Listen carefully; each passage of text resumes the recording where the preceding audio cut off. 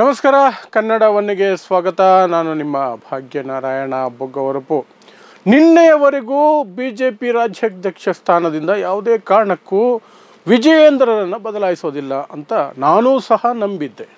ಆದರೆ ಈಗ ನಡೀತಾ ಇರೋ ಬೆಳವಣಿಗೆಗಳು ಅದರ ತದ್ವಿರುದ್ಧವಾದಂಥ ಬೆಳವಣಿಗೆಗಳು ನಡೀತಾ ಇದೆ. ವಿಜಯೇಂದ್ರರನ್ನು ಆ ಸ್ಥಾನದಿಂದ ಪಕ್ಕಕ್ಕೆ ಸರಿಸಬೇಕು ಅನ್ನುವಂಥದ್ದು ಹೈಕಮಾಂಡ್ನ ಇಚ್ಛೆಯಾಗಿದೆ. ಮತ್ತು ಅದಕ್ಕೆ ಪರ್ಯಾಯವಾಗಿ ವಿ ಸೋಮಣ್ಣ ಅವರನ್ನು ತರಬೇಕು, ರಾಜ್ಯಾಧ್ಯಕ್ಷರನ್ನಾಗಿ ಮಾಡಬೇಕು ಅಂತ. ಪ್ಲಸ್ ಈ ಬೆಳವಣಿಗೆಯಿಂದ ಅಥವಾ ಈ ಬದಲಾವಣೆಯಿಂದ BS ಯಡಿಯೂರಪ್ಪನವರಿಗೆ ಏನು ನೋವಾಗುತ್ತೆ, ಸಿಟ್ಟು ಬರುತ್ತೆ, ಅದನ್ನು ಶಮನ ಮಾಡೋದಕ್ಕೆ ಅವರ ಕುಟುಂಬವನ್ನೇ ಮುಂದಿಟ್ಕೊಂಡು ಒಂದು ಪ್ಲ್ಯಾನನ್ನು ಮಾಡ್ಕೊಂಡಿದ್ದಾರೆ. ಸಂಪೂರ್ಣವಾದ ವಿವರಗಳನ್ನು ಕೊಡ್ತೀನಿ, ಫುಲ್ ವಿಡಿಯೋವನ್ನು ನೋಡಿ. ನಾನು ಹೇಳ್ದಂಗೆ ಮೊನ್ನೆ ನಾನು ಸಹ ಒಂದು ವಿಡಿಯೋ ಮಾಡಿದ್ದೆ. ರಾಜ್ಯಾಧ್ಯಕ್ಷರನ್ನು ಬದಲಾಯಿಸ್ತಾರೆ, ಅಷ್ಟು ಧೈರ್ಯ ಇದೆ, ಯಡಿಯೂರಪ್ಪನವರನ್ನು ಎದುರಾಕೊಳ್ಳುವಂಥ ಧೈರ್ಯ BJP high command Amit Shah, Modi, JP Nadda ಇವರಿಗೆಲ್ಲ ಇದೆಯಾ ಅಂತ ನಾನೇ ಪ್ರಶ್ನೆ ಮಾಡಿದ್ದೆ. ಹಾಗಾಗಿ 99% ಅಥವಾ 90% ವಿಜಯೇಂದ್ರನೇ ಕಂಟಿನ್ಯೂ ಆಗೋ ಸಾಧ್ಯತೆಗಳಿದೆ ಅಂತ ಹೇಳಿದ್ದೆ. ಬಟ್ ನಿನ್ನೆ ಒಂದಷ್ಟು ದೊಡ್ಡ ಬೆಳವಣಿಗೆಗಳು ನಡೆದಿದೆ, ಇಂಪಾರ್ಟೆಂಟ್ ಬೆಳವಣಿಗೆಗಳು ನಡೆದಿದೆ. ಹೈಕಮಾಂಡ್ ಈಗ ಸಾಕಷ್ಟು ಅಸಮಾಧಾನ ವಿಜಯೇಂದ್ರ ವಿರುದ್ಧವಾಗಿರೋದ್ರಿಂದ, ಸಾಕಷ್ಟು ನಾಯಕರು ಅಥವಾ ಇಡೀ ಪಕ್ಷನೇ ಎರಡು ಹೋಳಾಗಿರೋದ್ರಿಂದ ವಿಜಯೇಂದ್ರ ಕಾರಣಕ್ಕೆ ವಿಜಯೇಂದ್ರ ಅವರಿಂದ ಸರಿಯಾದಂತಹ ನೇತೃತ್ವ ಸಿಗ್ತಾ ಇಲ್ಲ ಅನ್ನುವಂತಹ ಆರೋಪಗಳ ಹಿನ್ನೆಲೆಯಲ್ಲಿ ಮತ್ತು ತಟಸ್ಥ ಅಂತ ಕರೆಸಿಕೊಳ್ಳುವವರು ಸಹ ಒಂದು ಕಡೆ ತಟಸ್ಥ ಅಂತ ಹೇಳುತ್ತಲೇ ವಿಜಯೇಂದ್ರರ ಬದಲಾವಣೆಗೆ ಬೇಡಿಕೆಯನ್ನು ಇಡ್ತಿರೋದ್ರಿಂದ ವಿಜಯೇಂದ್ರರನ್ನು ಪಕ್ಕಕ್ಕೆ ಸರಿಸಬೇಕು ಅಂತ BJP ಹೈಕಮಾಂಡ್ ನಿರ್ಧಾರ ಮಾಡಿದೆಯಂತೆ.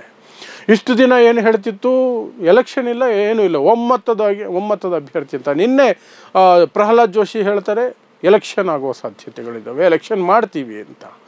ಇದರ ನಡುವೆ ದಿಢೀರಂತ ವಿ ಸೋಮಣ್ಣ ಹೆಸರು ಬಂದ್ಬಿಡ್ತು. ವಿ ಸೋಮಣ್ಣ ಅವರನ್ನು ರಾಜ್ಯಾಧ್ಯಕ್ಷರನ್ನಾಗಿ ಮಾಡಲಾಗುತ್ತೆ, BY ವಿಜಯೇಂದ್ರ ಅವರನ್ನು ಪಕ್ಕಕ್ಕೆ ಸರಿಸಲಾಗುತ್ತೆ ಅನ್ನುವಂಥ ಮಾತುಗಳು, ಮಾಹಿತಿಗಳು ದೆಹಲಿಯಿಂದ ಬರೋದಕ್ಕೆ ಶುರುವಾಯಿತು. ಹಾಗಾದರೆ ಯಡಿಯೂರಪ್ಪನವರ ಸಿಟ್ಟು ಅದನ್ನು ಹೇಗೆ ಇವರು ಕಂಟ್ರೋಲ್ ಮಾಡ್ತಾರೆ? ಅದಕ್ಕೆ ಹೈಕಮಾಂಡು ಒಂದು ಬೇರೆ ಪ್ಲ್ಯಾನ್ ಮಾಡಿಕೊಂಡಿದೆ.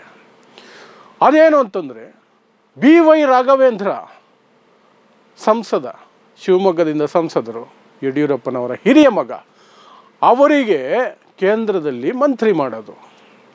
ಆ ಮೂಲಕ ಯಡಿಯೂರಪ್ಪನವರನ್ನು ಸಮಾಧಾನವಾಗಿ ಇಡಬಹುದು, ಶಾಂತಚಿತ್ರನಾಗಿ ಮಾಡಬಹುದು ಅನ್ನುವಂಥದ್ದು. ಆದರೆ ಆ ಬೆಳವಣಿಗೆ ಆದರೆ ಅಣ್ಣ ತಮ್ಮಂದಿರ ನಡುವೆ ತಂದಿಡುವಂಥ ಕೆಲಸ ಆದಂಗೂ ಆಗುತ್ತೆ. ವಿಜಯೇಂದ್ರಗೆ ಸಿಟ್ಟು ಬರಬಹುದು. ರಾಘವೇಂದ್ರ ಆ ಪೋಸ್ಟನ್ನು ಒಪ್ಕೊಂಡ್ರೆ ವಿಜಯೇಂದ್ರ ಏನು ಹೇಳ್ಬೋದು, ನನ್ನನ್ನು ಪಕ್ಕಕ್ಕೆ ಸರಿಸಿ ನನ್ನ ಹುದ್ದೆಯನ್ನು ಕಿತ್ಕೊಂಡು ಅದಕ್ಕೆ ಪ್ರತಿಯಾಗಿ ನಿನಗೆ ಕೇಂದ್ರ ಸಂಪುಟದಲ್ಲಿ ಸಚಿವ ಸ್ಥಾನ ಕೊಟ್ಟರೆ ನೀನು ಒಪ್ಕೊಂಡು ಹೋಗ್ತಿದೀಯಾ ಅನ್ನುವಂತಹ ಅಸಮಾಧಾನ ಯಡಿಯೂರಪ್ಪ ಕುಟುಂಬದಲ್ಲೇ ಬರ್ಬೋದು. ಅಲ್ಲಿ ಯಡಿಯೂರಪ್ಪನವರು ಮಧ್ಯದಲ್ಲಿ ಸಿಗಾಕ್ಕೊಳ್ಬಹುದು.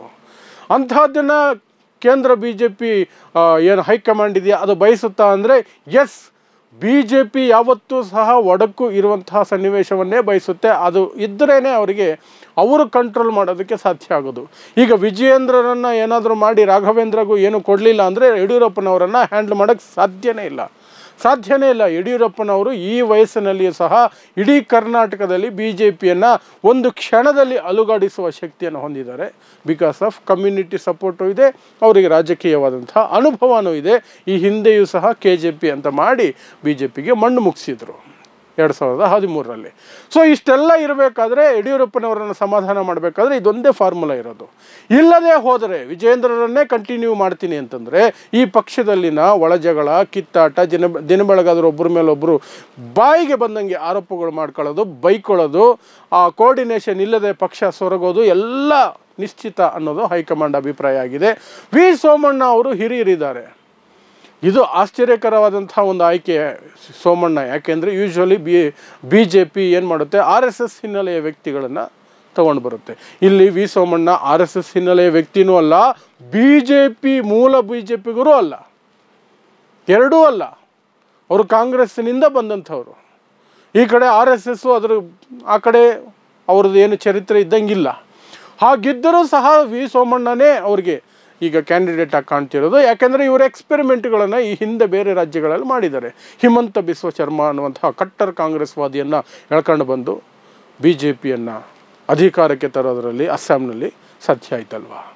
ವೆಸ್ಟ್ ಬೆಂಗಾಲ್ನಲ್ಲಿ ಸುವೇಂದು ಅಧಿಕಾರಿಯಂತಹ ಕಟ್ಟರ್ TMC ವ್ಯಕ್ತಿಯನ್ನು, ಮಮತಾ ಬ್ಯಾನರ್ಜಿ ಅವರ ಬಲಗೈನಂತಿದ್ದಂಥ ವ್ಯಕ್ತಿಯನ್ನು ತಗೊಂಡು ಬಂದು TMC ವಿರುದ್ಧ BJP ಅಭ್ಯರ್ಥಿಯಾಗಿ ಮಾಡಿರುವಂಥದ್ದು. ಮಮತಾ ಬ್ಯಾನರ್ಜಿಗೆ ಟಕ್ಕರ್ ಕೊಡೋದಕ್ಕೆ ಅವರನ್ನು ರೆಡಿ ಮಾಡಿ ಇಂತಹದ್ರಲ್ಲಿ ಸಫಲತೆ ಕಂಡಿರೋದ್ರಿಂದ BJP ಅವರ ಹಿನ್ನೆಲೆ ಈ ಹಿಮಂತ ಬಿಶ್ವ ಶರ್ಮಾ ಆಗಿರಬಹುದು, ಈ ಕಡೆ ಸುವೇಂದು ಅಧಿಕಾರಿ ಆಗಿರ್ಬೋದು, ಯಾರೇ ಆಗಿರ್ಬೋದು, ಇವರು ಯಾರು RSS ಹಿನ್ನೆಲೆ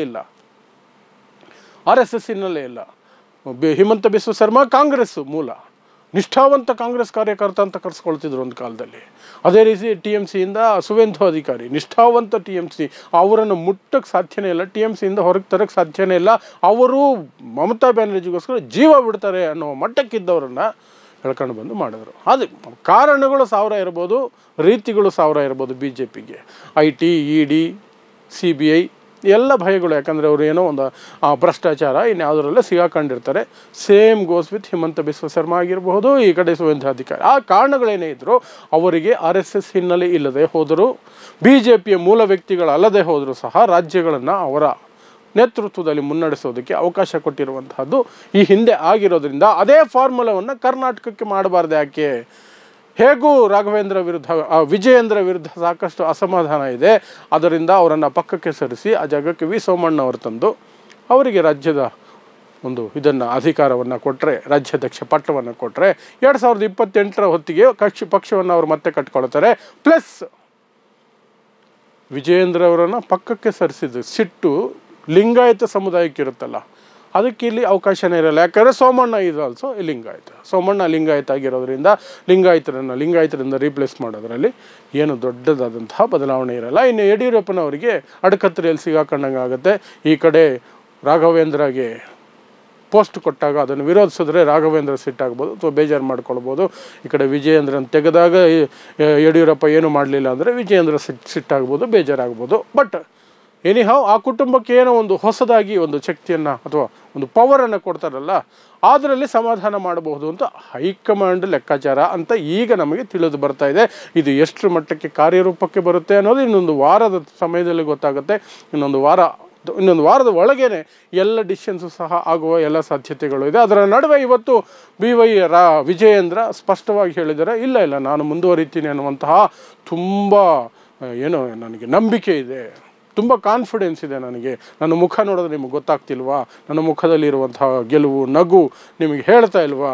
ಏನಂತ ಬದಲಾವಣೆ ಏನಾಗಲ್ಲ, ನಾನೇ ಇರೋದು ಅಂತ.